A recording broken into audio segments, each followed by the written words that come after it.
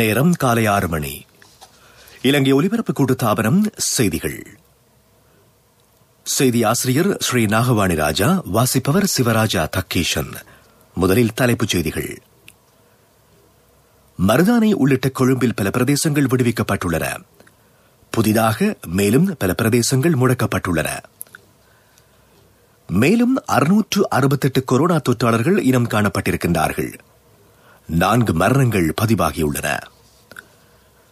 COVID-19 தொற்றினால் மரணிப்பவர்களின் இறுதிக்கிரியைகள் விடயத்தில் அரசியல் லாபம் தேட வேண்டாம் என்று சமய தலைவர்கள் வேண்டுகோள். திரையரங்குகள் எதிர்வரும் 1ஆம் திகதியிலிருந்து மீண்டும் திறக்கப்படுகின்றன. ரஷ்ய ஜனாதிபதி கோவிட்-19 தடுப்பூசியினை ஏற்றுக்கொள்ளவிருப்பதாக தெரிவிக்கப்படுகிறது. அவை தலைப்புச் செய்திகள். இனி விரிவான செய்திகள். ரத்தினபுரி மாவட்டத்தின் சில பிரதேசங்கள் உடனடியாக அமலுக்கு வரும் வகையில் தனிமைப்படுத்தப்பட்டிருப்பதாக கோவிட்-19 வைரஸ் பரவலை தடுக்கும் செயல்பாட்டு மையத்தின் பிரதானியான ராணுவ தளபதி லெப்டினன்ட் ஜெனரல் ஷவேந்திர சில்வா தெரிவித்திருக்கிறார். அஹலியகுட பிரதேச செயலக பிரிவில் மினான, விலேகுட, யகுதாகுட, அஸ்குகல, வடக்கு மற்றும் போபத்து கிராம உத்தியோகத்தர் பிரிவுகள் இவ்வாறு தனிமைப்படுத்தப்பட்டிருக்கின்றன. கொடகவல பிரதேச செயலக பிரிவில் ரக்குவானை நகர், ரக்குவானை வடக்கு, ரக்குவானை தெற்கு, மசிம்புல, கொட்டல ஆகிய கிராம உத்தியோகத்தர் பிரிவுகள் தனிமைப்படுத்தப்பட்டிருக்கின்றன. இதேவேளை கொழும்பு மாவட்டத்தில் தற்போது தனிமைப்படுத்தப்பட்டிருக்கும் சில பிரதேசங்கள் இன்று அதிகாலை 5 மணியிலிருந்து தனிமைப்படுத்தலில் இருந்து விடுவிக்கப்பட்டுள்ளன. அத்துடன் டேம் வீதி போலீஸ் பிரிவு, வாழைத்தோட்டம் போலீஸ் பிரிவு, மருதானை போலீஸ் பிரிவு போன்ற பிரதேசங்கள் தனிமைப்படுத்தலில் இருந்து விடுவிக்கப்பட்டுள்ளன. கொம்பனி வீதி போலீஸ் பிரிவின் வேக்கந்த கிராம உத்தியோகத்தர் பிரிவு, ஹுணுப்பிற்றிய கிராம உத்தியோகத்தர் பிரிவு, வெள்ளவத்தை போலீஸ் பிரிவில் உள்ள மயூரா பிளேஸ், பொரல்ல போலீஸ் பிரிவின் ஹல்காவத்த, காலிப்புள்ளவத்த, வல்லம்பெட்டி போலீஸ் பிரிவில் லக்சந்த செவன வீடமைப்பு குடியிருப்பு என்பன இன்று அதிகாலை 5 மணியிலிருந்து தனிமைப்படுத்தலில் இருந்து விடுவிக்கப்பட்டுள்ளன. எனினும் வாழைத்தோட்டம் போலீஸ் பிரிவின் புதுக்கடை மேற்கு கிராம உத்தியோகத்தர் பிரிவு, அழுத்கடை கிழக்கு கிராம உத்தியோகத்தர் பிரிவு என்பன இன்று அதிகாலை 5 மணியிலிருந்து தனிமைப்பட்ட பிரதேசங்களாக அறிவிக்கப்பட்டுள்ளன. தனிமைப்படுத்தப்பட்டிருக்கும் ஏனைய பிரதேசங்கள் மறு அறிவித்தல் வரை தொடர்ந்தும் தனிமைப்படுத்தப்பட்டிருக்கும் என்று கோவிட்-19 தொற்று பரவலை தடுக்கும் செயல்பாட்டு மையம் அறிவித்திருக்கிறது. நாட்டில் கோவிட்-19 தொற்று தொடர்பான மேலும் 4 மரணங்கள் பதிவாகியிருப்பதாக சுகாதார சேவைகள் பணிப்பாளர் நாயகம் அசேல குணவர்தன தெரிவித்திருக்கிறார். அதன்படி நாட்டில் கொரோனா தொற்று தொடர்பில் உயிரிழந்தவர்களின் எண்ணிக்கை 191 அதிகரித்துள்ளது. பிட்டகோட்டை பிரதேசத்தினைச் சேர்ந்த 66 வயதான ஆண் ஒருவரும், ராகம பிரதேசத்தினைச் சேர்ந்த 75 வயதான பெண் ஒருவரும், கடவத்த பிரதேசத்தினைச் சேர்ந்த 78 வயதான பெண் ஒருவரும், வவுனியா பிரதேசத்தினைச் சேர்ந்த 52 வயதான பெண் ஒருவருமே இவ்வாறு உயிரிழந்திருக்கிறார்கள். இதனிடையே நேற்றைய தினம் நாட்டில் 668 கொரோனா தொற்றாளர்கள் இனம் காணப்பட்டிருக்கிறார்கள். இவர்களுள் 614 பேர் பாலியகுட கொத்தனையுடன் தொடர்புடையவர்கள் என்றும் 54 பேர் சிறைச்சாலை கொத்தனையுடன் தொடர்புடையவர்கள் என்றும் தெரிவிக்கப்படுகிறது. அதன்படி மினுவங்குட, பாலியகுட மற்றும் சிறைச்சாலை கொத்தனையுடன் தொடர்புடையவர்களின் எண்ணிக்கை 37,360 உயர்வடைந்திருக்கிறது. கோவிட்-19 தொற்றுக்கு இலக்காகி உயிரிழப்பவர்களின் இறுதிக்கிரியைகளை முன்னெடுப்பது சம்பந்தமாக தேவையற்ற பிரச்சினைகளை ஏற்படுத்துவதற்கு சிலர் முயற்சிப்பதாக அஸ்கிரிய பீடத்தைச் சேர்ந்த சங்கைக்குரிய நாரம்பனாவே ஆனந்த தேரர் தெரிவித்துள்ளார். இவ்வாறான சந்தர்ப்பத்தில் மக்கள் புத்தி சாதுரியமான முறையில் நடந்து கொள்ள வேண்டும் என்றும் அவர் கோரிக்கை விடுத்திருக்கிறார். கோவிட் தொற்று காரணமாக உயிரிழப்பவர்களின் இறுதிக்கிரியை குறித்து சுகாதார விதிமுறைகளுக்கு இணங்க தீர்மானிக்க வேண்டும் என்று மல்வத்து பீடத்தின் அலுநாயக்கர் சங்கைக்குரிய திம்புல் கும்பரே விமல தம்மத்தேரர் குறிப்பிட்டிருக்கிறார்.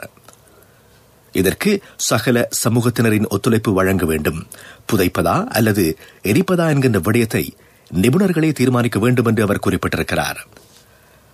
இதேவேளை இந்த விவகாரத்தை அரசியல் லாபங்களுக்கு பயன்படுத்தக்கூடாது என்று கொலன்னாவ ஜும்மா பள்ளிவாசலின் தலைவர் கலாநிதி IYM ஹனீஃப் குறிப்பிட்டிருக்கிறார்.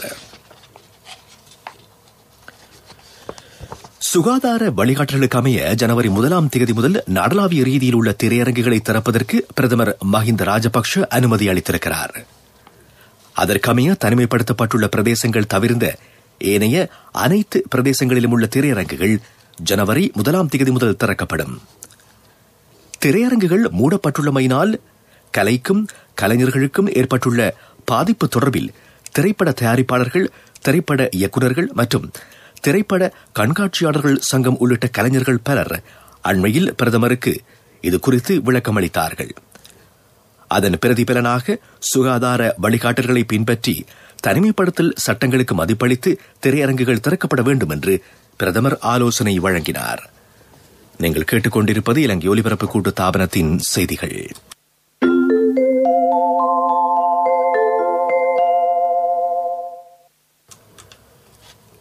கிளிநொச்சி கல்மடு பிரதேசத்தில் யானை உயிரிழந்த சம்பவம் தொடர்பில் ஒருவர் கைது செய்யப்பட்டிருக்கிறார்.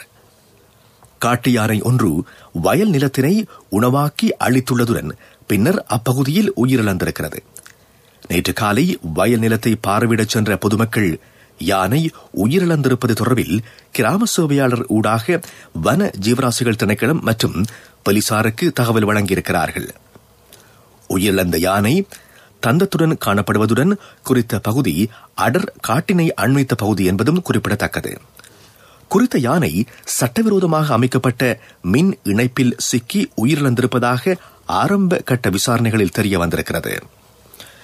இந்த நிலையில் கல்மடு பகுதியினைச் சேர்ந்த ஒருவரை வனஜீவராசிகள் திணைக்களத்தினர் கைது செய்திருக்கிறார்கள். சம்பவம் தொடர்பான மேலதிக விசாரணைகள் தொடர்ந்தும் இடம்பெற்று வருகின்றன. முல்லைத்தீவு புதுக்குடியிருப்பு பகுதியில் கடந்த சனிக்கிழமை அடையாளம் காணப்பட்ட தொற்றாளரின் வைரஸ் மிகவும் வீரியம் கூடியதாக காணப்படுவதாக தெரிவிக்கப்பட்டிருக்கிறது. இதனால் தொற்றாளருடன் தொடர்பினை மேற்கொண்ட நபர்கள் தங்களது பிரதேச சுகாதார வைத்திய அதிகாரியுடன் தொடர்பு கொண்டு PCR பரிசோதனையினை முன்னெடுக்குமாறு வட மாகாண சுகாதார சேவைகள் பணிப்பாளர் வைத்தியர் கேதீஸ்வரன் கோரிக்கை விடுத்திருக்கிறார். யாழ்ப்பாணம் போதனா வைத்தியசாலை ஆய்வுக்கூடத்தில் அண்மையில் மேற்கொள்ளப்பட்ட PCR பரிசோதனையில் முல்லைத்தீவு புதுக்குடியிருப்பு சுகாதார வைத்திய அதிகாரி பிரிவைச் சேர்ந்த 37 வயதுடைய ஆண் ஒருவருக்கு கொரோனா தொற்று உறுதி செய்யப்பட்டிருந்தது. குறித்த நபர் தம்புள்ளை சந்தைக்கு சென்று மரக்கறிகளை கொள்வனவு செய்து வந்து வியாபார நடவடிக்கைகளை மேற்கொள்பவர் என்று உறுதிப்படுத்தப்பட்டிருக்கிறது. குறித்த நபருக்கு ஏற்பட்டிருக்கும் கொரோனா மிகவும் வீரியமானதாக உள்ளது. இந்த நிலையில் அவருடன் தொடர்புடையவர்கள் பிரதேச சுகாதார வைத்திய அதிகாரியுடன் தொடர்பு கொண்டு PCR பரிசோதனைகளை மேற்கொள்வதன் மூலம் வட மாகாணத்தில் தொற்று பரவலை கட்டுப்படுத்த முடியும் என்றும் வடக்கு மாகாண சுகாதார சேவைகள் பணிப்பாளர் குறிப்பிட்டிருக்கிறார். யாழ்ப்பாணம் காங்கேசன்துறை கடற்கரையில் ஒதுங்கிய சுமார் 350 கிலோகிராம் எடையுடைய கஞ்சா போதைப்பொருள் பொதிகள் போலீசாரினால் மீட்கப்பட்டிருக்கின்றன. குறித்த கஞ்சா பொதிகளை நேற்று நண்பகல் போலீசார் மீட்டார்கள். எனினும் இது தொடர்பில் எவரும் கைது செய்யப்படவில்லை என்று போலீசார் தெரிவித்தனர். கஞ்சா போதைப்பொருள் பொதிகள் காங்கேசன்துறை போலீஸ் நிலையத்தில் ஒப்படைக்கப்பட்டிருப்பதாக தெரிவிக்கப்பட்டிருக்கிறது. பொகவந்தலாவ, மஸ்கலிய, கொட்டகல, லிந்துல ஆகிய சுகாதார வைத்திய அதிகார பகுதிக்குட்பட்ட பகுதிகளில் புதிதாக 25 பேருக்கு COVID-19 வைரஸ் தொற்று உறுதி செய்யப்பட்டிருக்கிறது. பொகவந்தலாவ சுகாதார வைத்திய அதிகார பகுதிக்குட்பட்ட பகுதிகளில் 10 பேருக்கும், மஸ்கலிய சுகாதார வைத்திய அதிகார பகுதிக்குட்பட்ட பகுதியில் 3 பேருக்கும், கொட்டகல சுகாதார வைத்திய அதிகார பகுதிக்குட்பட்ட பகுதிகளில் 9 பேருக்கும், லிந்துல சுகாதார வைத்திய அதிகார பகுதிக்குட்பட்ட பகுதிகளில் 3 பேருக்கும் இவ்வாறு தொற்று உறுதி செய்யப்பட்டிருக்கிறது. அத்துடன் மலையகத்தில் மேலும் பல பகுதிகளிலும் கோவிட் தொற்றாளர்கள் அடையாளம் காணப்பட்டிருக்கிறார்கள். இவ்வாறு இனம் காணப்பட்டவர்களுடன் தொடர்பில் இருந்தவர்களும் குடும்ப உறுப்பினர்களும் வீடுகளிலேயே தனிமைப்படுத்தப்பட்டிருக்கின்றார்கள். தொற்றாளர்களாக அடையாளம் காணப்பட்டவர்கள் கொரோனா வைரஸ் தொற்று சிகிச்சை நிலையங்களுக்கு கொண்டு செல்லப்பட்டுள்ளார்கள் என்று சுகாதார அதிகாரிகள் தெரிவித்திருக்கிறார்கள். அவை உள்நாட்டுச் செய்திகள்.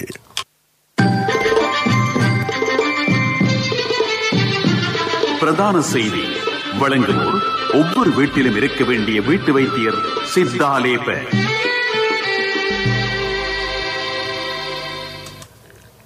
கல்வி பொதுத்தராதர சாதாரண தர பரீட்சைக்கான முன்னோடி பரீட்சை ஜனவரி மாதம் 9ஆம் தேதியிலிருந்து ஆரம்பமாக உள்ளதாக பரீட்சைகள் ஆணையாளர் நாயகம் சனத் பூஜித் தெரிவித்துள்ளார். 11 பாடவிதானங்களுக்கான முன்னோடி பரீட்சைகள் இடம்பெறவிருப்பதாக அவர் குறிப்பிட்டார். இதேவேளை கல்வி பொதுத்தராதர உயர்தர பரீட்சைக்கான விடைத்தாள் திருத்தும் பணிகள் அடுத்த மாதம் 15ஆம் தேதியுடன் நிறைவடைய உள்ளதாகவும் பரீட்சைகள் ஆணையாளர் நாயகம் குறிப்பிட்டார்.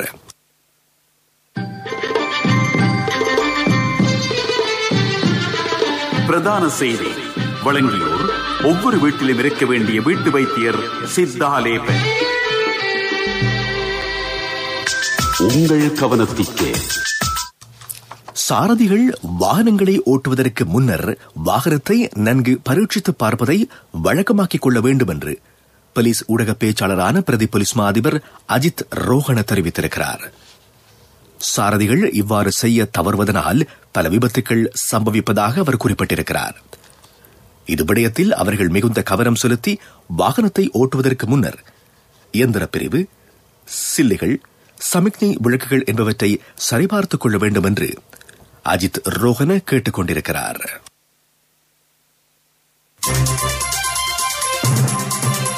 உலகச் செய்திகள்.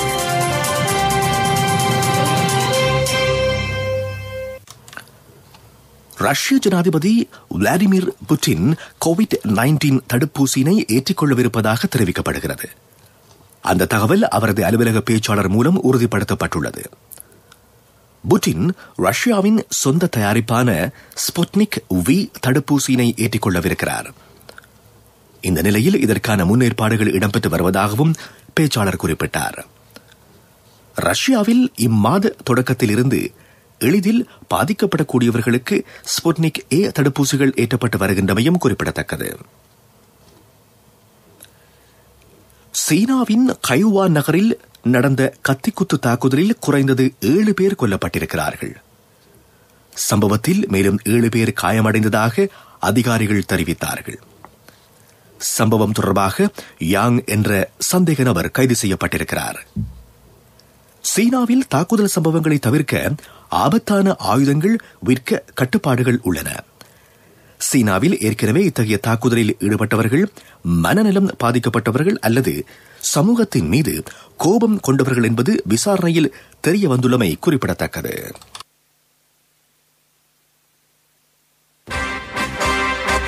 அபிவிருத்தி செய்திகள்.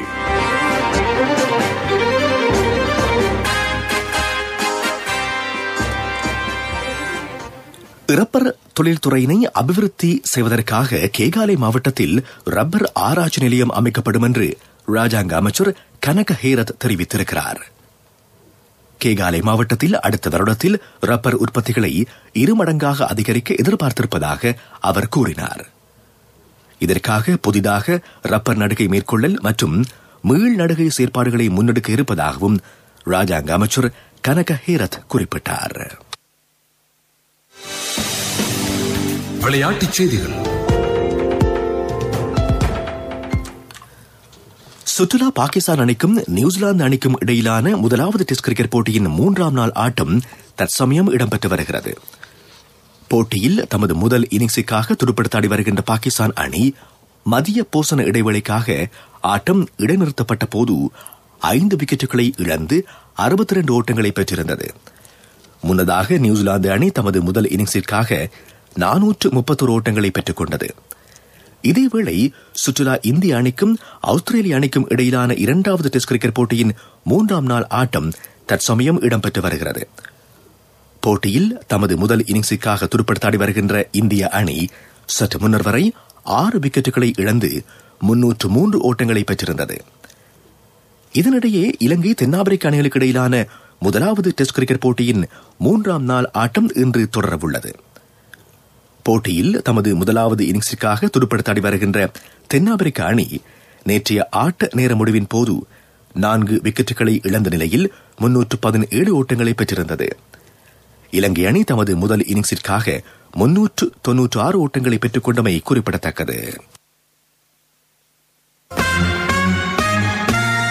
வர்த்தக செய்தி. இலங்கையில் தொலைத்தொடர்பாடல் சேவைகளை வழங்கும் முன்னணி நிறுவனங்களுள் ஒன்றான டயலாக் ஆசியாட்டா மைக்ரோசாப்ட் உற்பத்திகளை விநியோகிக்கும் H1 தனியார் நிறுவனத்தினை கொள்வனவு செய்திருக்கிறது. டயலாக் பிராட்பேண்ட் நெட்வொர்க் என்கின்ற கிளை நிறுவனத்தின் ஊடாக H1 நிறுவனத்தின் 100% பங்குகளை டயலாக் கொள்வனவு செய்யும். இதற்குரிய உடன்படிக்கை கைச்சாத்திடப்பட்டிருக்கிறது. பொருளாதார செய்திகள் அனுசரணை. அண்ணா 31க்கு நீங்க மகளுக்கு தங்கம் வாங்குவீங்கன்னு நான் எதிர்பார்க்க இல்ல. எந்த தங்கத்துக்கு தங்கம் கொடுக்க முடிஞ்சது எந்த LOLC கிரெடிட் கார்டு இருந்ததால. LOLC ஃபைனான்ஸ் கடன் அட்டை உங்களை மேலும் உயர்த்திட. காலி மாவட்டத்தில் முதலாவது ஏற்றுமதி கிராமம் பெந்தோட்ட கொலுவாமுல்ல பிரதேசத்தில் ஆரம்பிக்கப்படவுள்ளது. இதற்கான நடவடிக்கைகளை அமைச்சர் ரமேஷ் பத்ரன மேற்கொண்டிருக்கிறார். கொலுவாமுல்ல பிரதேசத்தில் 75 ஏக்கர் பரப்பு இதற்காக ஒதுக்கப்பட்டிருக்கிறது. அடிப்படை உட்கட்டமைப்பு வசதிகள் ஏற்படுத்தப்பட்டதன் பின்னர் முதலீட்டாளர்களுக்கு தமது தொழில் துறைகளை ஆரம்பிப்பதற்கு சந்தர்ப்பம் வழங்கப்படும். இப்போதான் சந்தோஷமா பள்ளிக்கூடம் போறாள். எல்லாம் நீங்கள் சைக்கிள் வாங்கி கொடுத்ததால. LOLC கிரெடிட் கார்டு இருந்ததால நினைச்ச உடனே வாங்கி கொடுக்க கூடியதா இருந்துச்சு. LOLC ஃபைனான்ஸ் கடன் அட்டை உங்களை மேலும் உயர்த்திட. காலநிலை அறிக்கை.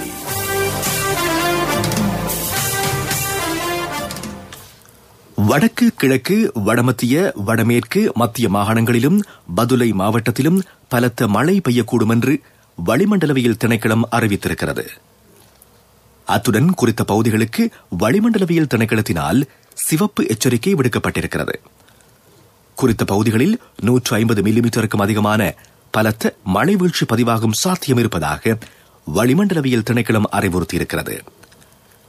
பலத்த மழை பெய்கின்ற போது மின்னல் தாக்கம் ஏற்படலாம் என்றும் அறிவிக்கப்பட்டிருக்கிறது. இதேவேளை இவ்வாறு பலத்த மழை பெய்கின்ற சந்தர்ப்பங்களில் கிழக்கு, வடகிழக்கு, வடக்கு, வடமேல் மற்றும் மேல் மாகாணம் ஆகியவற்றில் காற்றின் வேகமானது மணித்தியாலத்திற்கு 50 தொடக்கம் 60 கிலோமீட்டர் வேகத்தில் வீசக்கூடும். கொழும்பிலிருந்து பொத்துவிலூடாக புத்தளம், காங்கேசந்துறை மற்றும் திருகோணமலை ஆகிய கடற்பரப்புகளிலும் இவ்வாறு அதிக வேகத்தில் காற்று வீசும் என்றும் திணைக்களம் விடுத்துள்ள வானிலை அறிக்கையில் தெரிவிக்கப்பட்டிருக்கிறது. இனி மீண்டும் தலைப்புச் செய்திகள். மருதானை உள்ளிட்ட கொழும்பில் பல பிரதேசங்கள் விடுவிக்கப்பட்டுள்ளன. புதிதாக மேலும் பல பிரதேசங்கள் முடக்கப்பட்டுள்ளன. மேலும் 668 கொரோனா தொற்றாளர்கள் இனம் காணப்பட்டிருக்கிறார்கள். 4 மரணங்கள் பதிவாகியிருக்கின்றன. கோவிட்-19 தொற்றினால் மரணிப்பவர்களின் இறுதிக் கிரியைகள் விடயத்தில் அரசியல் லாபம் தேட வேண்டாம் என்று சமய தலைவர்கள் வேண்டுகோள்.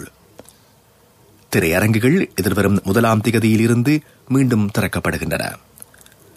ரஷ்ய ஜனாதிபதி கோவிட்-19 தடுப்பூசியினை ஏற்றிக்கொள்ளவிருப்பதாக தெரிவிக்கப்படுகிறது.